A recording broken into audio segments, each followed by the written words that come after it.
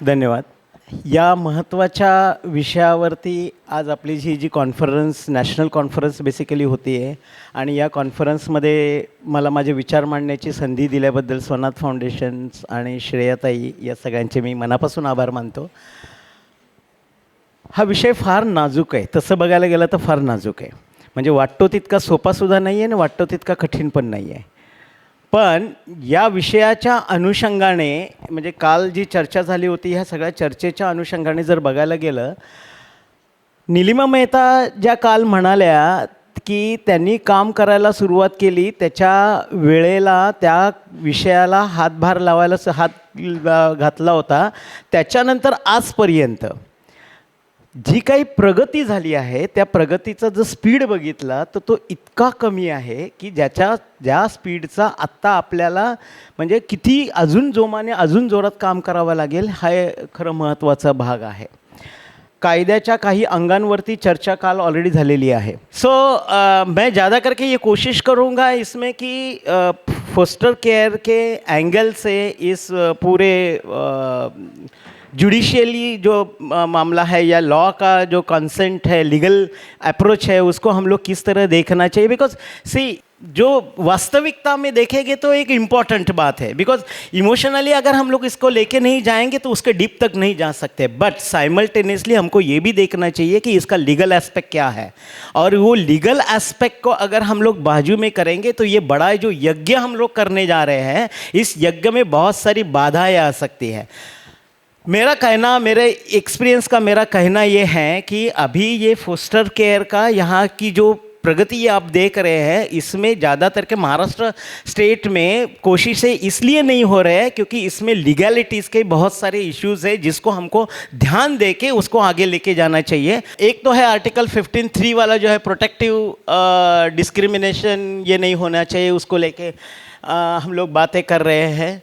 Second, जहाँ पे juvenile justice care act और बाकी के रिलेटेड एक्ट जो हैं जिसकी नींव यहाँ से आई है वो एक बात है. उसके बाद में right to life and dignity. अब यहाँ पे हम लोगों को ये भी देखना जरूरी है कि सुप्रीम कोर्ट का बहुत बार का इंटरप्रिटेशन ऐसा हुआ है कि right to development, right to protection and right to live in the safe environment, ये जो चीज़ें हैं इसको अगर हम लोग फोस्टर केयर की जो भी नींव रखने वाले, जो भी पॉलिसी करने वाले हैं, तो इसको हम लोग किस तरह से बरकरार रखें. बात ऐसी होती है कि जब बच्चा अपने फैमिलीज़ में पल रहा है तो एक अलग बातें होती है. बट बच्चे को हम लोग जब फोस्टरिंग करके दूसरे फैमिली में दे रहे हैं तो वहाँ पे ये जिम्मेदारी उस पेरेंट्स की होती है, फोस्टर पेरेंट्स की होती है, जहाँ पे हमको उसको सपोर्ट करने के लिए हम लोग होने ज़रूरी है. और ये सारी चीज़ें जो है ये मायना एक लेंस में एक देखा जाएगा तो लेंस में जिस तरह से देखा जाएगा तो हमको उसमें बहुत सारी सावधानता बरतना जरूरी है. क्योंकि जहाँ पे लाइफ की बात कर रहे हैं हम लोग, वहाँ पे बोल रहे हैं कि लाइफ जो भी बच्चों को मिलने वाले हैं तो उसका प्रोटेक्शन करना बहुत इंपॉर्टेंट बात हो जाएगी. और वो भी फैमिली बेस्ड फोस्टर केयर जो प्रमोट्स हम लोग चाइल्ड को कर रहे हैं, वो डिग्निटी की जहाँ पे बात है, खाली लाइफ की बात मतलब वो डिग्निटी की है और वो डिग्निटी के हिसाब से उस बच्चों को मिलना जरूरी है. दूसरा है आर्टिकल 39 वाला है, डायरेक्टिव प्रिंसिपल्स की बात करें जहाँ पे स्टेट पे रिस्पॉन्सिबिलिटी है और जो स्टेट को कह रहे हैं कि हेल्दी कंडीशंस में बच्चों का ये होना चाहिए, जहाँ पे हम कह रहे हैं कि और इसमें बेसिकली हम लोग ये बात करें कि डी इंस्टीट्यूशनलाइजेशन वाले बारे में. फोस्टर केयर की बात इसलिए हो रही है क्योंकि वो deinstitutionalisation, institutional last resort, ये कल से हम लोग बात कर रहे हैं, जहाँ पे हम लोग बोल रहे हैं कि फैमिली बेस्ड जो फोस्टर केयरिंग की बात यहाँ पे हो रही है. आर्टिकल 45 अर्ली चाइल्डहुड केयर के बारे में बात करें, वो भी डायरेक्टिव प्रिंसिपल्स वाली जहाँ पे बात है. उसके बाद 47 वाली है कि जहाँ पे ड्यूटी ऑफ द स्टेट की बातें होती है, जहाँ पे हम लोग बोल रहे हैं कि फोस्टर केयर स्कीम्स का जो है उसके बारे में, असिस्टेंस के बारे में, बजटरी प्रोविजंस के बारे में, और ये सारी बातें हम लोग यहाँ पे बोल रहे हैं.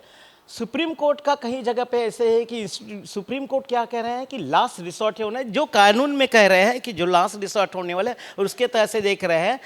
यहाँ पे एक जरूर चीज़ है, बाल कल्याण समिति में ये बातें आनी और उसका इम्प्लीमेंटेशन होना सबसे इम्पॉर्टेंट है कि हम बच्चों के लिए नॉन इंस्टीट्यूशनल के बारे में कितनी बातें की है, कितना देखा है जब उसको इंस्टीट्यूशंस में हम लोग दाखिल कर रहे हैं उससे पहले.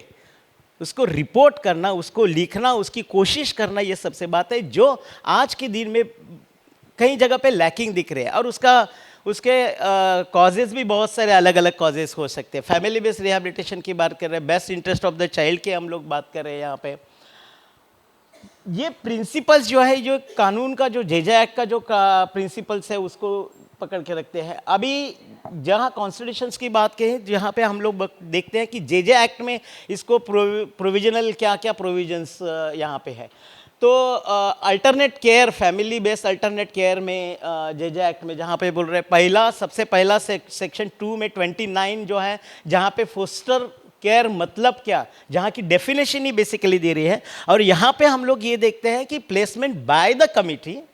दूसरा है एनवायरमेंट की बात की है, family other than the child biological, ये कल हम लोग ने इसके ऊपर बहुत सारी बात की। इंपॉर्टेंट क्या है यहाँ पे, इंपॉर्टेंट ये है the family will be selected, qualified, approved and supervised. हमें ये देखना जरूरी है कि हम जो भी फोस्टर केयर के बारे में पॉलिसी डिजाइन कर रहे हैं या काम कर रहे हैं या एसओपी डिजाइन कर रहे हैं या गाइडलाइंस डिजाइन कर रहे हैं या हमारा प्रोग्राम है, इस प्रोग्राम में ये सारी बातें हम लोग कर रहे हैं क्या। जहाँ पे सिलेक्शन तो हम लोग कर रहे हैं, डेफिनेटली कर रहे हैं, डिस्ट्रिक्ट लेवल पे कमिटियाँ है, ये सारी बातें, but are the parent are qualified?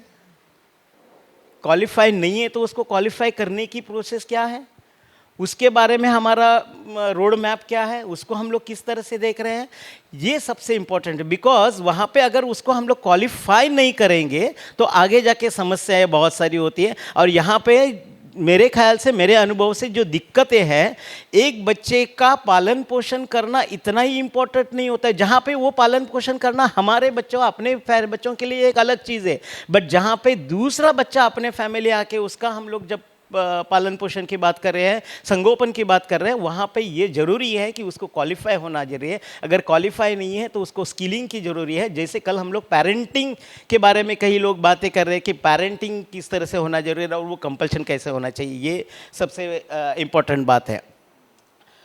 दूसरा सेक्शन 30 वाला है।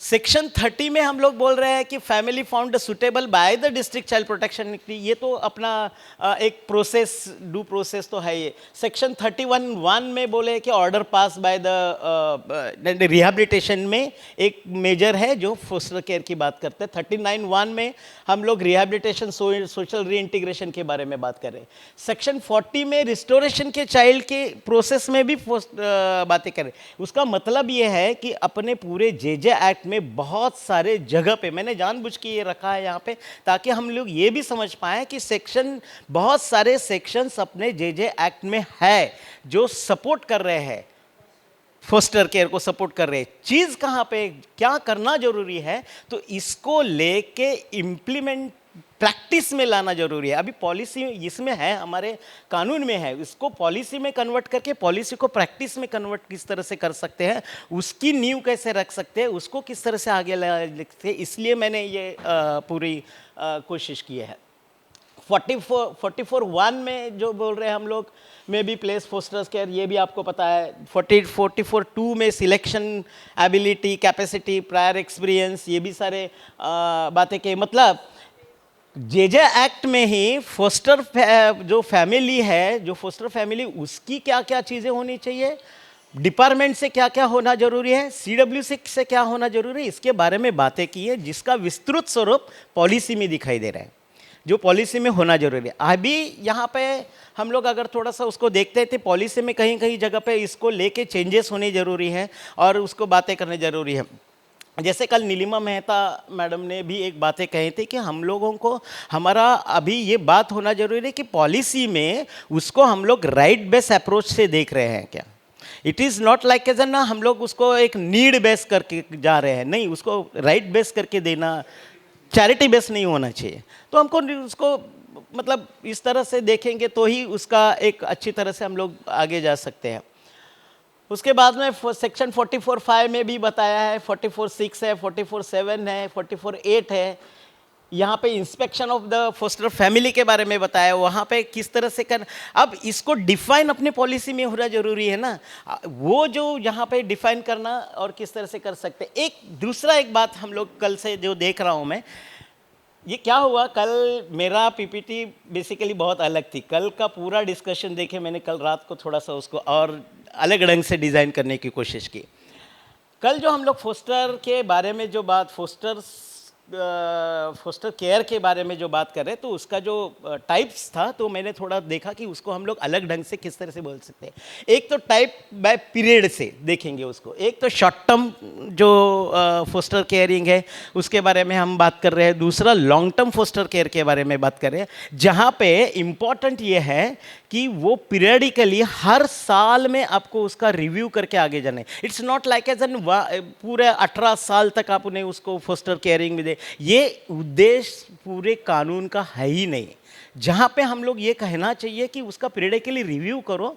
और उसके बाद में दूसरी बात ये है कि अगर एक फैमिली जो इनकैपेसिटेड है, जो अनफिट टू टेक केयर है, उसके बच्चे को हम लोग अगर फोस्टरिंग में दे रहे हैं, बिकॉज वो इंस्टीट्यूशनल नहीं होना चाहिए, बट हमको ये भी कोशिश करनी चाहिए the family should be capable. इसलिए हम लोग ये करें, इसका कॉन्टेस्ट ये है कि उसको हर बार में रिव्यू करना जरूरी है। रिव्यू करते वक्त बच्चों का जितना ध्यान हम लोग देखेंगे, बच्चों के बारे में जितने बात करेंगे, उतना फैमिली का भी कैपेसिटेड हो रहा है या नहीं हो रहा है देख रहे हैं। यहाँ पे कोऑर्डिनेशन की जिम्मेदारी है, कोऑर्डिनेशन की जवाबदारी है। डीसीपीओ यूनिट को फैमिली का कोऑर्डिनेशन बाकी के डिपार्टमेंट के साथ भी करना जरूरी पड़ेगा। अगर उसको सस्टेनेबल बनाना है तो बाकी के जो डिपार्टमेंट है, उसकी जो पॉलिसीज़ है, उसकी जो चीज़ें हैं, उसको कनेक्टेड किस तरह से कह सकता है। अल्टीमेटली ये गोल तो होना ही है कि बच्चे को उसके बायोलॉजिकल पेरेंट्स में हमको रिस्टोर करना है। इट इज़ नॉट लाइक ना फोस्टर क्या परमानेंटली आपको फोस्टरिंग में जाना, ये हो नहीं सकता। हाँ, ऐसे कई बच्चे हैं कि जहाँ पे परमानेंटली फोस्टर केयरिंग में या और कुछ है उस तरह से हो सकता है, वो बात अलग है। बट इस चीज़ में हमको ये देखना जरूरी है, इमरजेंसी फोस्टर केयरिंग भी एक अलग चीज़ है। फोस्टर केयर का प्रोग्राम का डिज़ाइन, अभी आप देखेंगे कि फोस्टर केयरिंग का जो अपना पॉलिसी है उसमें इमरजेंसी फोस्टर केयर की बात है ही नहीं। इमरजेंसी फोस्टर केयर की बात कहाँ पे हो जाती है, बाल कल्याण समिति सोचती है और उस ढंग से वो करते हैं, बट उसके बारे में पूरा एसओपी है ही नहीं। उसके बारे में पूरी किस तरह से हमारी तैयारियाँ है, अगर इमरजेंसी हो जाए तो हम किस तरह से उसको गाइडलाइंस, उसके गाइडलाइंस है ही नहीं। हमको उसके ऊपर भी काम करना जरूरी है। तो foster care, pre adoption foster care और इस तरह का फोस्टर केयर, इसको खाली देखना जरूरी है या ये सारे जो मुद्दे हैं उसको भी लेके आगे जाना जरूरी है। दूसरा मैं बोल रहा हूँ कि टाइप बेस से, यानी किनशिप फोस्टर केयरिंग के बारे में, यहाँ इसके बारे में भी ज़्यादा वैसे देखे जाएगा तो ये बात अपनी जगह पे बात नहीं, बिकॉज हमारे कल्चर्स में वो सारा इनबिल्ट ही है। बहुत सारी जगह पे, जैसे कल सर आपने भी बोला था कि किनशिप केयर तो अपना कल्चर में है और जहाँ पे बच्चों की देखभाल गांव-गांव में वो ऐसे देखभाल भी की जाती है, बट उसको इस पूरे पॉलिसी के स्वरूप में लाना जरूरी पड़ेगा। उसको एक जो भी इसलिए लाना जरूरी पड़ेगा क्योंकि जो भी फोस्टर केयर करने वाला फैमिली है उसको भी सपोर्ट की ज़रूरत पड़ेगी। ये ऐसी बात नहीं कि वो फोस्टर फैमिली वाला जो फैमिली है वो पूरी तरह से सक्षम है, पूरी तरह से, कहीं कहीं जगह पे उसको वो भी लाना जरूरी है। इसके लिए वो जरूरी नॉनशिप फोस्टर की वो बात है। बेस्ड ऑन द पर्पस में है जो प्री अडॉप्शन फोस्टर केयर, तो वो सबको पता है, उसके बारे में हम ज़्यादा ये करना है। ग्रुप फोस्टर केयर के बारे में कल बात हुई थी। तीसरी बात जो है वो थेरेपेटिक फोस्टर केयर के बारे में मुझे लग रहा है कि वो भी एक अलग ढंग से बात करना जरूरी है कि हम लोग यही जहाँ बच्चों का फिजिकल ट्रॉमा है, स्पेशल नीड वाले बच्चे हैं, ये मैंने इसलिए रखा है ताकि अगर आप देखेंगे ऐसे बच्चों के लिए होने वाली सुविधाएं बहुत कम है। जो सुविधा है ब्लॉक लेवल पे होगी या डिस्ट्रिक्ट लेवल पे होगी। बच्चे का पेरेंट्स अगर वो गांव के लेवल पे है तो उसको डिस्ट्रिक्ट लेवल पे ला के उसके बारे में उसके साथ रहना पड़ेगा, उसके लिए खर्चा करना पड़ेगा और वो बहुत कॉस्टली है। इस तरह का फोस्टर केयरिंग के बारे में बात कर सकते हैं क्या, ये भी थोड़ा सोचना जरूरी है कि ऐसे सारे बच्चों के लिए भी हम लोग उसकी जो नीड है उसको लेके फोस्टरिंग अगर कर सकते हैं, ऐसे कोई चीज़ें हो सकती है जहाँ पे इंस्टीट्यूशनल फोस्टर केयरिंग की भी बात हो सकती है। How confuse between the emotions जो फैक्टर्स और लीगल फैक्टर्स है, इसमें बहुत सारे कन्फ्यूजन्स है। ये यज्ञ अगर हमको सफल करना है तो इसको ध्यान में रखना बहुत ज़रूरी है। अदरवाइज बहुत सारी जगह पे लोग इनिशिएट नहीं लेते हैं, डर के नहीं लेते हैं। तो हमको ये समझना जरूरी है कि हम लोग इमोशन वाइस वर्सा लीगैलिटीज जो है वो किस तरह से फोस्टर केयर्स में रिलेशनशिप जो बढ़ती हैं वो इमोशनली बढ़ती हैं, बस साथ साथ लीगैलिटीज को लेके भी चलना जरूरी है। सो मिसअंडरस्टैंडिंग बहुत सारे होते हैं, सिग्निफिकेंट चैलेंजेस होती है उसमें। जो आप बात कर रहे हैं कि धीरे धीरे प्यार करने वाली बात, ये धीरे धीरे प्यार करने वाली बात है। जैसे फोस्टर पेरेंट्स इमोशनली बच्चों को ट्रीट करते हैं, इमोशनली रखते हैं, दे चाइल्ड डेवलप साइकोलॉजी का जो भी अटैचमेंट उनके साथ डेवलप। चैलेंजेस क्या है? चैलेंजेस ये है कि वो रेसिस्ट करते हैं रिटर्निंग को, चाइल्ड को। कल की बातें में भी हम लोग ने सुना था, ऐसे सारे केसेस भी बहुत सारे हुए हैं, अभी तक बहुत सारे केसेस ऐसे हुए हैं कि जहाँ पे वो छोड़ने के लिए बच्चों को तैयार नहीं होते। बट इसलिए पहले से वो प्रिपरेशन उनके साथ होना जरूरी है कि तुम्हारा रोल क्या है, तुम क्या कर सकते, तुम आपका हद कहाँ तक। हाँ, ये जरूर कोशिशें हो सकती है, मैं इसके खिलाफ नहीं हूँ कि अगर फोस्टर केयरिंग का पेरेंट्स अगर एक आध बच्चा लीगली फ्री फॉर एडॉप्शन है, वो फ्री एडॉप्शन पे नहीं जा रहे हैं और वो अटैच्ड हो रहे हैं और उसको फोस्टरिंग से एडॉप्शन में जा रहा है, वेरी गुड। बट अल्टीमेटली उसको शुरुआत जो हम लोग कर रहे हैं, उसको ये शुरुआत करते वक्त वो होना चाहिए, वो बोलना चाहिए कि ये कॉन्फ्लिक्ट जो है उसको पहले से सॉल्व करते करते जाना जरूरी है, ऐसे मुझे लग रहा है। दूसरा क्या है कि एक तो फोस्टर, ये बहुत दिक्कत मुझे होती है, एनीवे नहीं, ठीक है। एक तो ये है कि रियल पेरेंट्स जो होते हैं और फोस्टर पेरेंट्स जो होते हैं उसकी लीगलिटी भी समझाना जरूरी है, और वो ज़्यादा किसको समझाना, दोनों को भी समझाना जरूरी है। ऐसी बात नहीं है कि फोस्टर पेरेंट्स का ही जिम्मेदारी ज़्यादा है, नहीं, वो लीगल पेरेंट्स को भी समझाना जरूरी है कि भैया आपका जो बच्चा है वो आपका बच्चा आपके पास आना चाहिए फिर से, वो परमानेंट सॉल्यूशन नहीं दिया है इसको लेके, तो आपका भी डेवलपमेंट होना एक जगह पे जरूर है। आपकी the principle of the JJ act is the family, the major responsibility of the family उसको ये करते हैं, जेजे एक्ट कहता है। तो और जेजे एक्ट में दूसरा एक प्रिंसिपल भी है, सेक्शन 3 में अगर आप देखेंगे तो ये प्रिंसिपल है non wearing of the act rights. कौन से भी राइट्स को आप वेवर नहीं कर सकते। एक राइट को आप सस्टेन कर रहे हैं, इसके लिए दूसरे राइट को वेवर नहीं कर सकते। बच्चे का राइट्स विद द फैमिली के लिए फोस्टरिंग में दे रहे हैं, but that doesn't mean that कि आप उसको रिटर्न नहीं करेंगे, रिस्टोर नहीं करेंगे, नहीं हो सकता है। तो इसको भी सोच में रख के हमको आगे जाना चाहिए। Foster care does not the transfer the parents right, वो पेरेंट्स राइट ट्रांसफर नहीं करता, वो इमोशनली ट्रांसफर हो जाता है।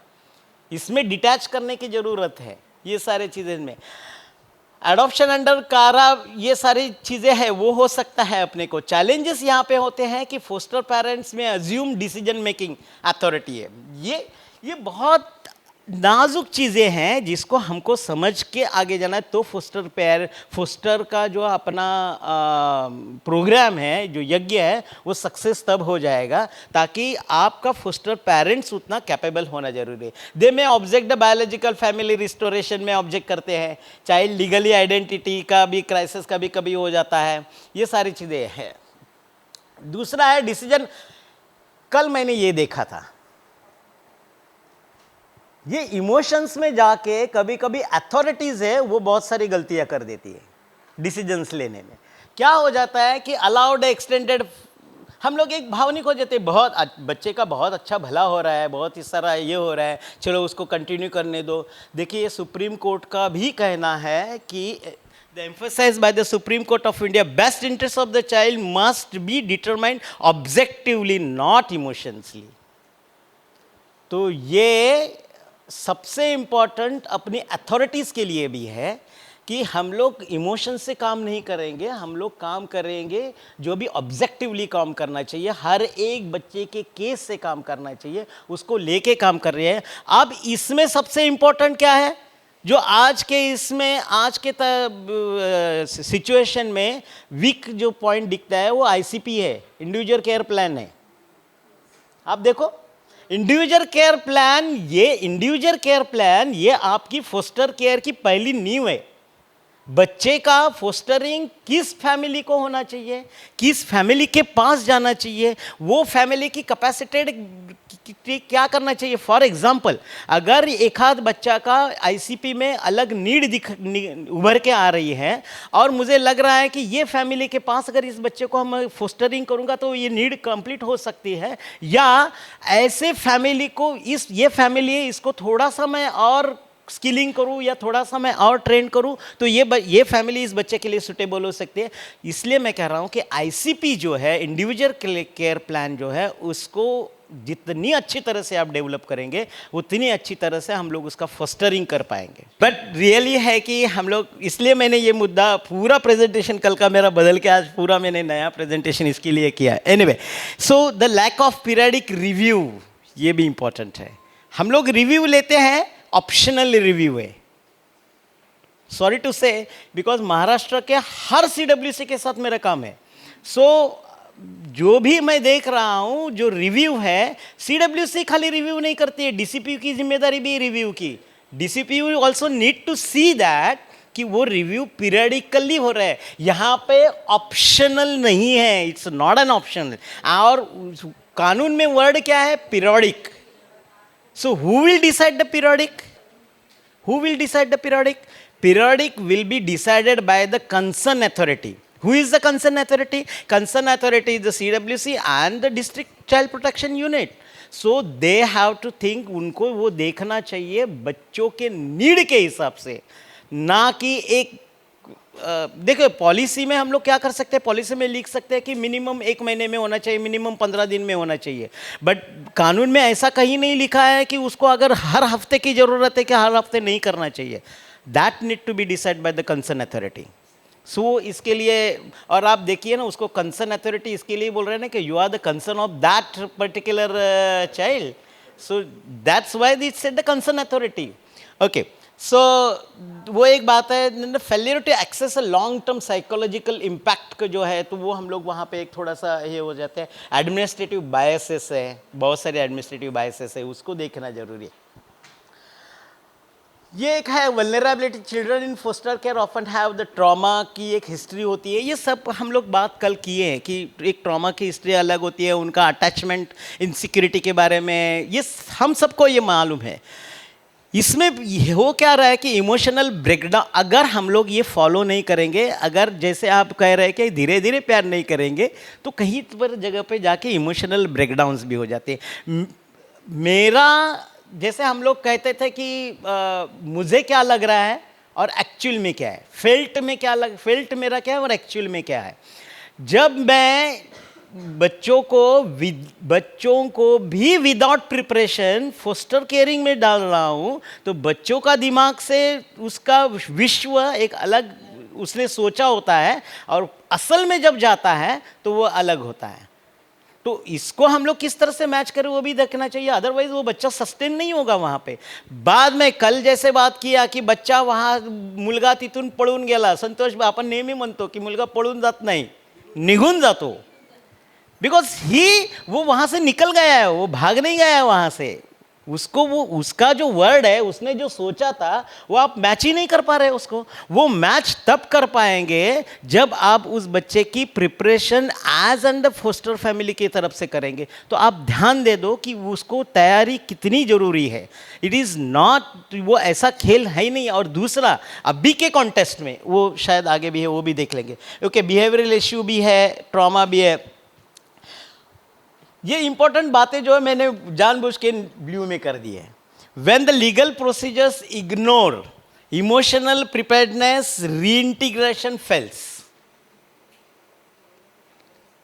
और ध्यान में रखना कि ये बातें अगर एडमिनिस्ट्रेटिवली हो या और किसी जगह से हो, उसको चैलेंज होगा ना, कहीं ना कहीं जाके संस्था भी फंसेगी, कहीं ना कहीं जाके डिपार्टमेंट का भी इशू हो सकता है, कहीं ना कहीं जाके फोस्टर फैमिली भी फंसेगी, चैलेंज भी कोर्ट में, वही मैं बोल रहा हूँ कि कोर्ट में चैलेंज भी होगा ऐसे सारे इश्यूज को। So better the way we should prepared. अभी क्या हो रहा है, आपको मैं टू बी फ्रैंक, बहुत फ्रैंकली मैं आपको बोल रहा हूँ कि डिपार्टमेंट का सोच भी यही है कि अगर हम लोग इंस्टीट्यूशनल अब्यूज़ को रोक नहीं पा रहे हैं, जब ये बच्चा इंस्टीट्यूशनल एक है जहाँ पे 800 100-200 बच्चे हैं। जब ये बच्चे फोस्टरिंग में जाएंगे तो 100 जगह पे जाएंगे ना, तो कंट्रोल करना है 100 जगह पे। So which is the easy one?